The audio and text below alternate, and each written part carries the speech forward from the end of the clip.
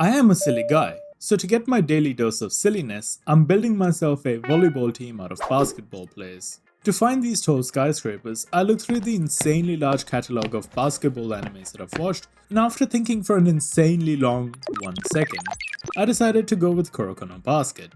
Now, despite the fact that LeBron gets paid more for one season than 50 volleyball teams combined, the two sports are functionally more similar than you might expect, sharing the common joy of knee pain. Aside from that, the positioning and movement skills that you develop in basketball are also very easily transferable into volleyball. So before I dive deep into our potential D1 players, let's first take a look at how one would play the sport. I'll go through the concepts of the game as well as the rules, and for those already caught up with the basics, you can skip to this chapter. As a further incentive, if you stick till the end, I will tell you exactly how a matchup between Karasuno's best would go against our newly formed Kuroko High Volleyball. Let's get into it. The idea of the ball sport is fairly simple. There are 12 players on the court, 6 aside, and the goal of the game is to score points by successfully landing the ball in the opponent's court or by forcing them to hit the ball out of bounds. Each game has 5 sets, and a set is won when a 2-point difference is achieved after reaching 25 points. If the score is 25-24, the score continues to climb until one team reaches the 2-point difference first, with the match finishing when one team wins 3 sets. What isn't so fun are the rules. Since you're already halfway through your meal, I'll skip the complicated stuff and get to the main bit. 1. If your team is serving and you win the point, your team serves again. 2. If the opposition is serving and your team wins the point, then your team rotates by one position and serves. 3. When you're serving, you have to be outside the court. 4. You cannot hold or catch the ball while it's in play. 5. You cannot touch the net or the antennae. 6. You cannot block the opposition's serve. And 7. You can't double touch the ball, and your team can't touch the ball more than 3 times while the ball is in your court. Now that all that mind-numbing stuff is out of the way, let's get into the fun part of building the team. To ensure that people don't crash into each other when receiving the ball, volleyball has 5 key positions: libero, outside hitter, opposite hitter, middles, and setters, and each position has its own specialized role like in an RPG. Simply put, liberos are the defensive passion of the team, opposites and outside hitters are the offensive twins focused on scoring points, middles are the big blockers, and setters are the control tower of the entire team. Since I like being silly, but also lazy, I just want you to trust the next words that come out of my mouth. Even though there are 6 players on the court at any time, you need 7 players to run a 5-1. Now that you believe me, I'll tell you that this recipe, rotation needs 1 Brainy Setter, 2 energetic middles, 2 angry outside hitters, 1 very lonely opposite, and a Crazy Libero. Going chronologically, my pick for the Brainy Setter shouldn't really be all that surprising, because no one can really challenge Midorima when it comes to his consistent ball handling and his sense of distance. Setters, as their name suggests, set the ball up for the spikers. A good setter will control the speed, position, and height of the ball to allow for offensive flexibility for the spiker, allowing them to choose where they want to spike. This is a position for logical, level-headed players who have great spatial awareness, amazing ball handling skills, and a deep tactical understanding of the game. In the anime, Midorima is stated to never have missed a shot that he's taken, and with a range of swishes extending to the entire basketball court, one can see that he already fits the first and second criteria of great setters, with the last one being an aspect of the game that you pick up as you play. When you combine this with his innate athletic ability and his high reach, you get a setter that can prevent overpasses, dump the ball, and keep his hitters happy. So I think it would be accurate to say that there really isn't any other character who would be suitable for the setter role, unlike the middle position, which has a couple of interesting choices to pick from. Middles are usually responsible for blocking the opponent when they spike, but they are also used for quicks or slide attacks by the setter, meaning they need to have both a high vertical reach as well as good agility to get to blocking or spiking positions across the court. This set of criteria produces some good candidates for us, such as Murasakibara, Aomine, Kagami, and Kise. But I think the Kagami-Murasakibara pair would be the most lethal middle blocker combo out there. Murasakibara fits the bill for a tall but agile middle blocker pretty well. His height and long limbs provide him with 2 distinct advantages: a high standing reach, and the ability to cover large lateral distances easily. The first comes in handy when you're late to a block. Sometimes the setter might trick the blockers and delay them from getting into the proper blocking position. In this scenario, having long limbs mean that you don't necessarily have to jump with full power to clear the net and contribute to the block. And long limbs mean that you can get from A to B faster, which in a dynamic sport like volleyball makes any extra speed very welcome. And you know what they say about people with massive hands? Big hands mean a big dick. Big hands mean that he can easily palm the volleyball, allowing him to physically overpower his opponent in a joust. But it seems like our second middle blocker still wants to make the other team suffer. I want to draw your attention to this image. Oh, shit! To paint how impressive this is, just know that the top of the backboard sits at a height of nearly 400 centimeters. So while Kagami's two-handed blocks will be a fair bit lower than this, his blocks will still be amongst the highest there are. And who knows, with zone and true zone stats, he might actually be able to reach these heights two-handedly, since he can pretty much sit on the rim as shown here against Akashi. To add insult to injury for the spiker, his crazy vertical also gives him a long hang time, giving Kagami a greater margin of error when blocking. But wait, there's more. When you get a Kagami, you don't just get brutally high blocks. Oh no. You also get great accelerative explosiveness and fast animal reflexes to boot. Great for quicks and slide attacks. Or for the low price of free. Never gonna give you up. Free. But wait, there is more. Not only do you get all of the above, but you also get a near endless amount of stamina, perfect for jumping repeatedly. So, what are you waiting for? Get this character for free and add him to your volleyball roster today. Now, you might think that no one can defeat the terrifying wall of middle blockers, but just when all the hope seems lost, in comes, riding on a silver stallion, your savior, the outside hitter. The outside hitter brings out his RPG and wait, what? I guess when you ask for explosive spikes, this is what you get. But power isn't the only way to get past the wall.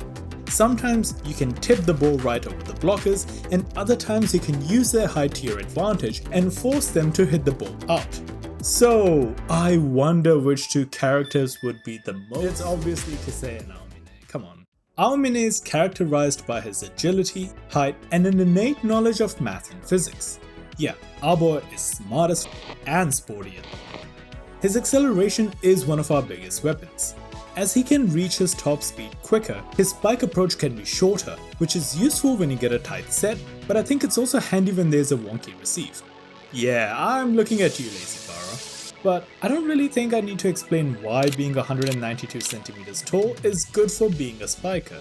But the real reason why Aomine should be an outside is because he understands the fundamentals of how angles work.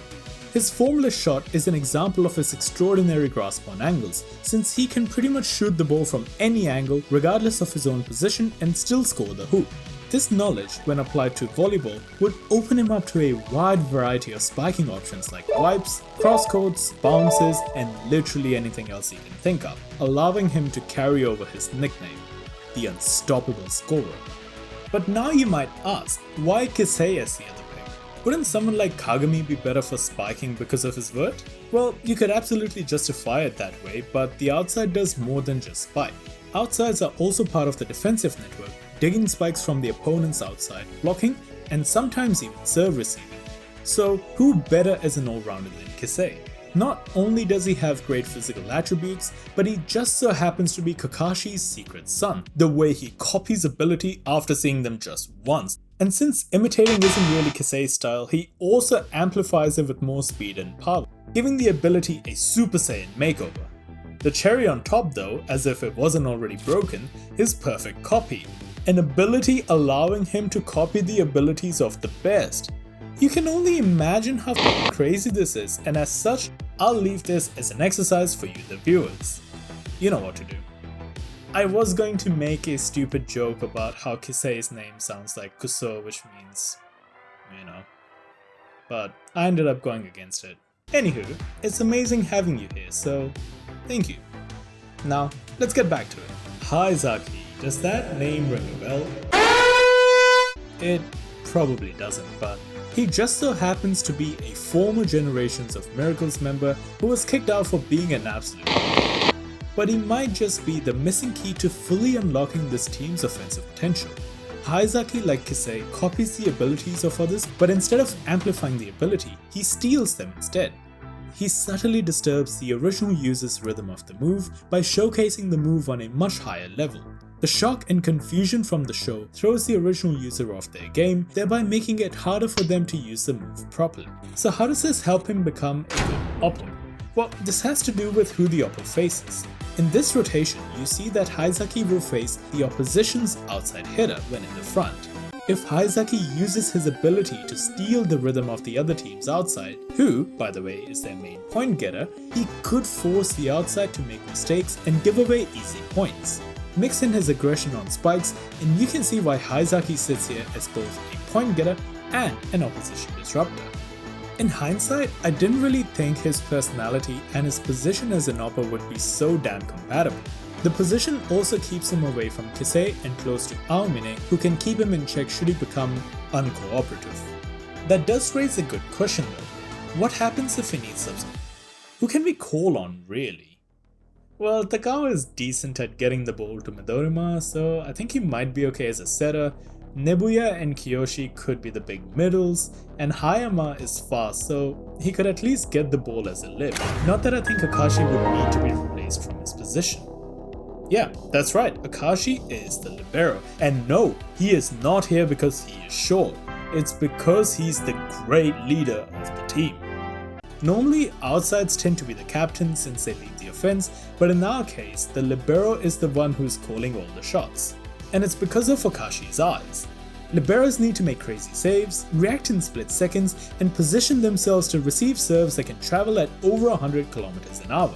And Emperor Eyes are the perfect tool to help you with that since they allow Akashi to notice every single movement of a person and thus essentially predict the future and how the person will move. In the hands of a capable leader like Akashi, this is absolutely insane because it might just mean that he receives every single serve coming his way. And with how monstrously talented Akashi is, I'm sure he can make calls and direct the middles to block a certain way or order the spikers to spike a certain way in order to get crucial points. Of course, the ability doesn't guarantee the point, but it increases the likelihood of an open spike or a shutout block, both of which, while winning the point, also heavily demoralizes the other team. And our team does all of this in their base. I did mention this before, but allow me to properly introduce to you the concept of a zone. When a player enters the zone, they are able to tap into their maximum potential and boost all of their physical stats while gaining a concentration buff, which in Haikyuu speak would be like seeing the empty spot on the court while you're in the air and about to spike. True Zone is such an that I'm not even going to entertain that fact. And now for the moment you've all been waiting for. I'll tell you exactly how I envision a match between Karasuno High and Kuroko High to go down. If the teams were to play against each other in the spring tournament for the first time, this is how I predict a 5-set match will look. The numbers themselves are fairly arbitrary, so don't pay them too much attention. I do think the first set should be won by Karasuno. The Kageyama-Hinata combo would take our team by surprise at first, and Akashi would probably tell the team to lay low and keep playing while studying the opposition's patterns. I think the second set is a weird one because I think Team Kuroko would try out their new counter strategies, and while some strategies work, others probably won't, leading to a tighter set than the last one. This one can go either way I think, depending on how aggressive Akashi wants the team to play. The third set is where the tide definitely turns in Team Kuroko's favor. By now, Akashi would have understood the tendencies of the opposition and would have formulated a plan to mitigate and counter the Hinata-Kageyama combo in much the same way that Nekoma did. Combine that with how middle blockers chipping away at Karasuno's offensive morale, and they will start to spiral. The last two sets would also go to Team Kuroko without much struggle. So yes, unfortunately I don't think it would end well for our beloved Karasuno in this match, and there might just be a possibility that some members might quit the team again. Team Kuroko truly is a force to be reckoned with, and I have a sneaking suspicion that even against the mights of Shiratorizawa, Itachi Miya, and Kamomedai, they will come out victorious. So, in the end, I'll leave you with this quote from Sun Tzu, who once said, "Basketball can enter volleyball, but volleyball cannot enter basketball." Hey, good to see you here. I'm really happy that you enjoyed this one, and if you want to see this video slightly worse as sibling, check out this Dr. Stone video next. Until then, see you later.